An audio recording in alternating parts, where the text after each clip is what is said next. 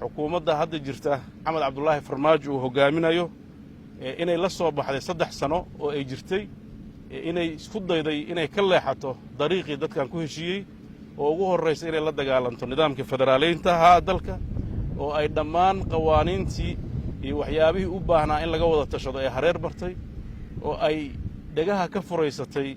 in ay ka garnaqasato ama ka wada hadasho sidii khayraadka dalka loo qaybsan lahaa sidii nidaamka awoodaha loo maarayn lahaa sidii dadka mas-uuliyiinta ah ee maamulada xukuma la isugu soo dhoweyn lahaa sidii midnimada loo ilaalin lahaa taa waxa ay ku beddeshay inay hawl ka dhigato inay la dagaalanto maamulada dalka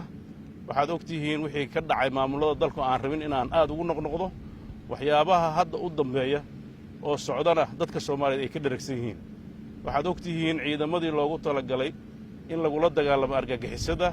iyo nabadiidka iyo dadka aan doonayn dawladnimadii xasiloonida ee dalalka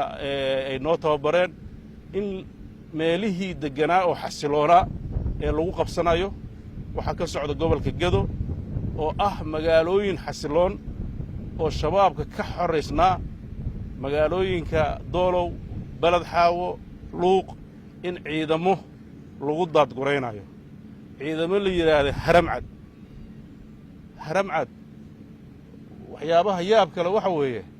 haddii haramcad loogu talagalay inuu ariga reeraha uu dawacada cunaysa ka cunana oo shabaab loogu talagalay tale ahaan lahayd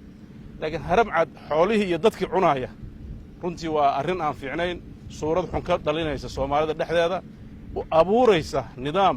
dadka Soomaaliyeed ay ka soo doogayeen oo ah in qod caaradiisa la isku maamulo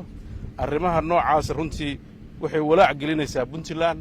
sida hadda wax ku socdaan hadday ku sii socdaan